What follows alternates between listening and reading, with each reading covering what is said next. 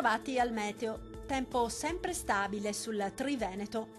Nel dettaglio, sul Veneto cielo sereno, al massimo poco nuvoloso su tutti i settori.